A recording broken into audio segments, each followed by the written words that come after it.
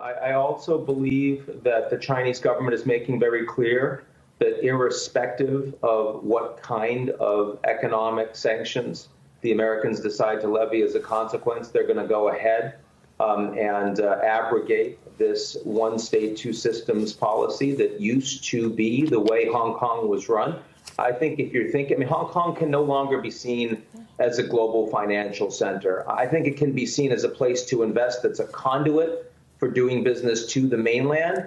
But the idea that you're going to have your expats there and they'll be safe with rule of law and an independent judiciary, it's a very, very different story. And so it's really a question of when, not whether, those that had tried to use Hong Kong as a global financial center will be packing up.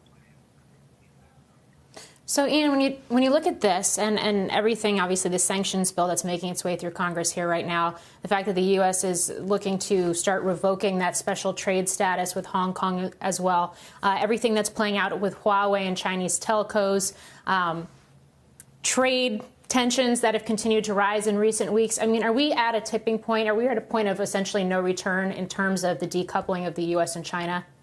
We are on the technology front, and this has been a bad couple of weeks, not just for the Chinese in terms of the U.S. Increasing pressure on Chinese technology firms, Huawei, ZTE, and the supply chains that allow them to thrive. But also, I'm sure you saw that India, with some 58 Chinese apps banned, responding to the conflict in the Himalayas and their border, but also protecting India's own nascent national champions in technology. Big fight with the Canadians, who are working through the process of extradition of the CFO of Huawei to the United States. And Prime Minister Trudeau has made very clear he's not going to bend to Chinese pressure there, despite the fact that an awful lot of Canadian diplomats and others are putting pressure on him to make a deal and surrender to blackmail with the Chinese. The Australians, a nascent trade war with the Chinese right now. And this is not just about the United States.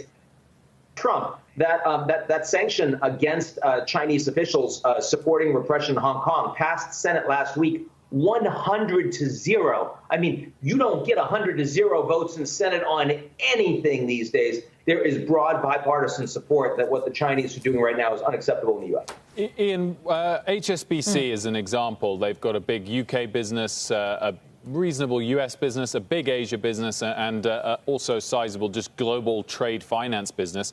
What would be your advice to them?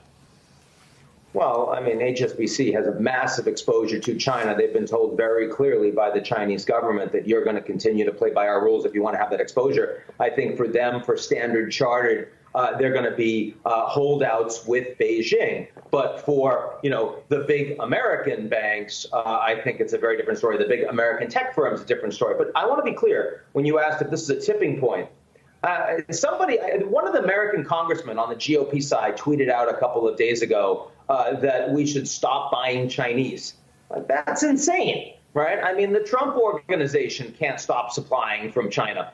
You see Chinese-made flags at Trump rallies, right? I mean, the reality is that if you're shopping in an American store today or in 5 years' time, you're still going to buy an awful lot of Chinese stuff. The decoupling that's happening is on tech. But our American universities, aside from the top tier, still need Chinese students to come and pay full rate in tuition, or we've got a problem. American cities still need to have Chinese expats coming over and paying full rate for high-end real estate. That's not going to stop. So, this is not like a Cold War between the Americans and the Soviets where there wasn't interdependence. There's still an awful lot of interdependence between the U.S. and China.